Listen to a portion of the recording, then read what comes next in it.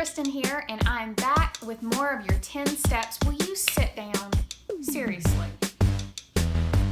Hi, Kristen. Okay, you need to sit down too. Sit. Sit.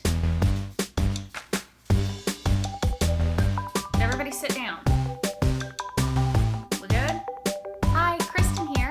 I'm back for more of your 10 steps of how to plan a Europe trip.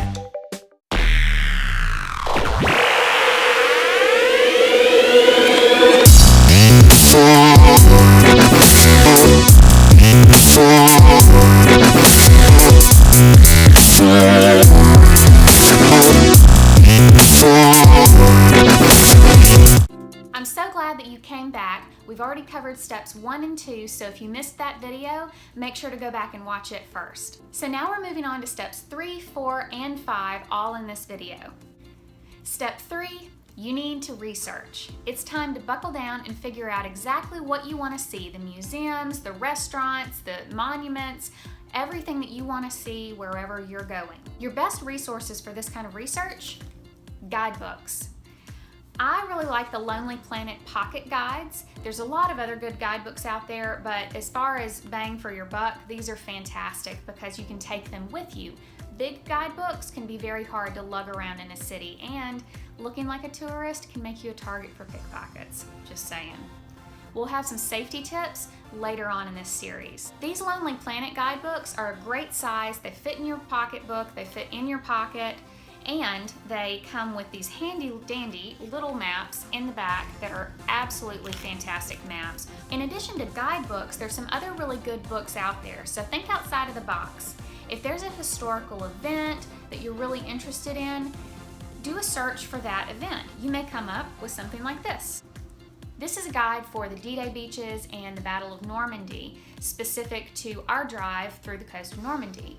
When we went to Belgium a couple years ago, we wanted to obviously see the Battle of Waterloo reenactment, and we had a couple guidebooks that were very specific to that battle and all of the battlefields in that area. They were very, very helpful, and that information was not in your regular guidebook. Other resources for information, of course, the internet. You already know about this one because you're watching this video. So search around on YouTube and find some other really good videos for wherever you're going. Pinterest and blogs can be fantastic resources as well. Find information from people who have been to where you're going and mine all of that. What have they seen that you're really interested in? What experiences did they have that you want to avoid? So what are you going to do with all of this information? That's step number 4. You are going to put it on your list. This is my master list for Budapest. Obviously, it's nothing special. It's a sheet of notebook paper, and that's perfectly fine because it is basically a brain dump. This is meant to be messy.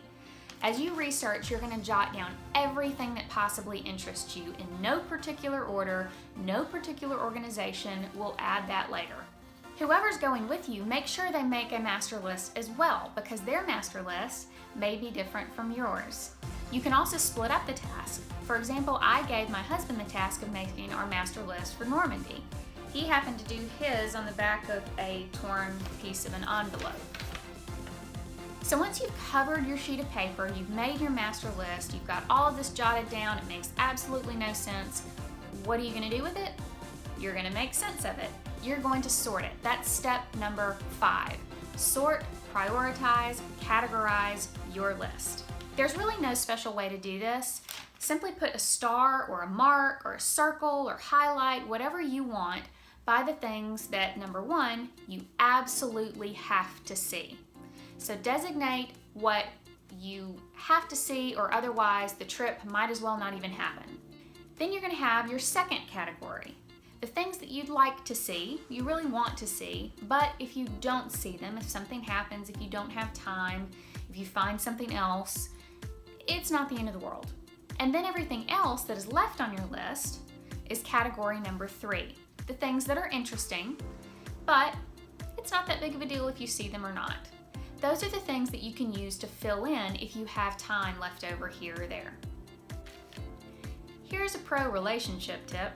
If you have somebody who's going with you, whether they're a friend or a significant other, make sure they're involved in prioritizing and making the master list as well, because what you want to see may be different from what they want to see. So now you've done your research, you've made your list, and you even made sense out of that list and prioritized the places that you want to see. What are we going to do with all of this now? Stay tuned for the next video.